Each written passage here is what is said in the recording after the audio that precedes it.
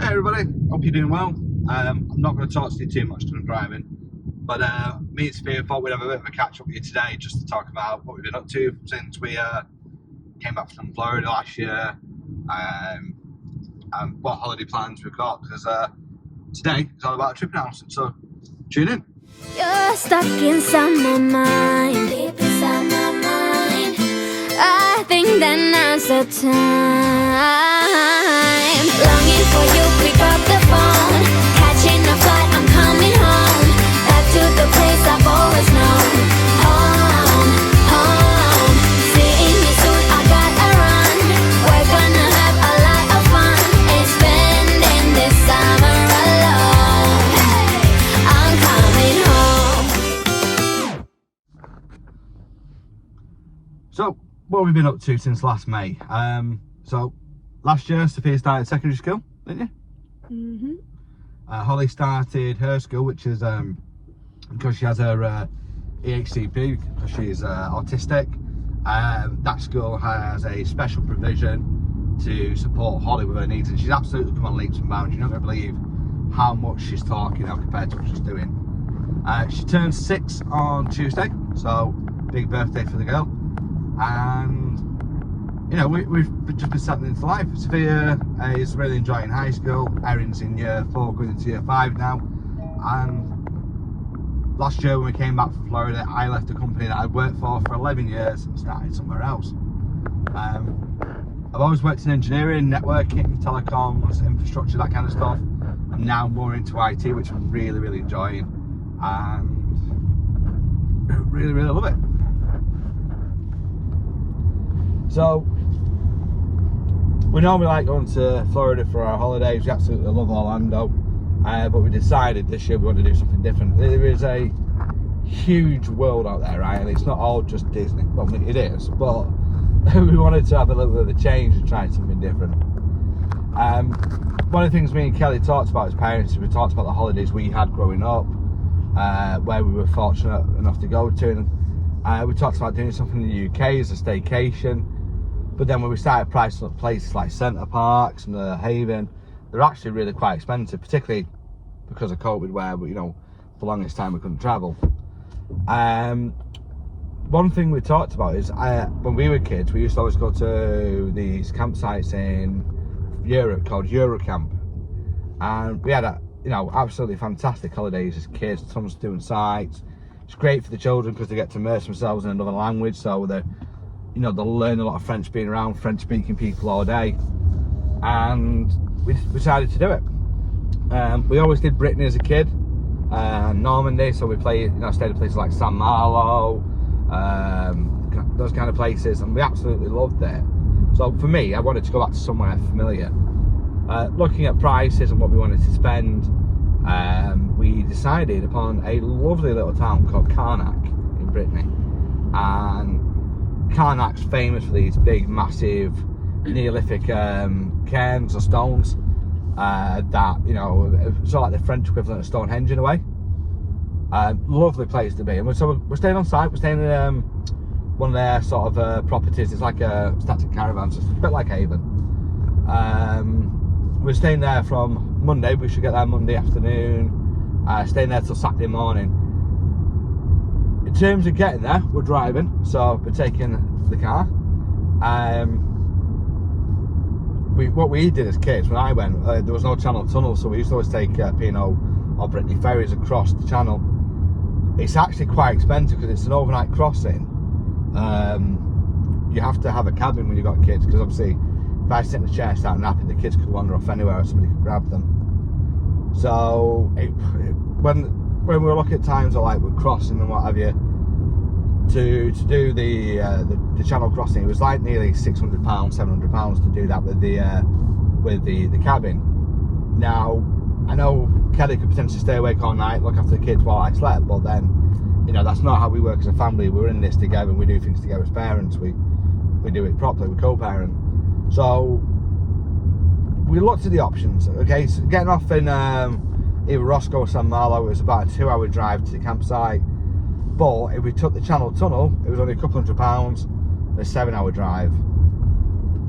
it's still a damn sight cheaper having to maybe fill up the petrol once on the way down there. I mean, this beauty holds nearly 500 miles of fuel economy as a hybrid car, so makes sense, right? Just to do the best financial option. Plus, I get to see more of France that way, driving, you know, down the highways. It's always an experience. I'm used to driving in America, so I'm used to being on the wrong side of the road. What I'm not used to doing is driving a British vehicle on the wrong side of the road, so that'd be fun. So, starting from Tuesday this week, Tuesday the 1st of August, Holly's birthday, we'll have a video of our travel day. Now, travel days is over 2 days, so Sunday we'll be driving down to Folkestone, staying in the Holiday Inn near the Channel Tunnel. We're literally just going to get up very early to be on the train for about 5:30, and then day 2 on the Monday, that will be our second travel day. I did say trip announcements when I talked about this on social media the other day. The second announcement is we're obviously planning to go back to Disney next year. We've always traditionally done May, but what we want to do is look at different times of year with different things to do. So, that being said, we're going to, we are going to go next September. We're going to try and get there for the Halloween stuff, so Mickey's not so scary. I think the girls are still quite young for Halloween Horror Night, so we wouldn't be doing that. And to be honest with you, after some of the issues we had last year at Universal, I think we're going to give it a break this time round. So we won't be doing Universal. It would just be purely Disney. I think we're going to try and do Kennedy this time. It's something we've not done. I haven't done it since I was a young kid, so Kennedy would be a nice choice to do something new. We'll of course be flying with Virgin. Our intention is to do the full 2 weeks at the Riviera. So we'll be doing 1 week in a deluxe studio that sleeps 5, and then another week in a 1-bedroom studio that again sleeps 5. The reason we're doing this is just with the amount of points that we've got left after renting some points out another bit, so it's just makes sense to do that. Plus, because we booked everything so late last time, we only got to spend 2 days in our home resort, so this gives us a proper opportunity to enjoy home. So what's after that, right? So we've got 2023 sorted, we've got 2024 sorted.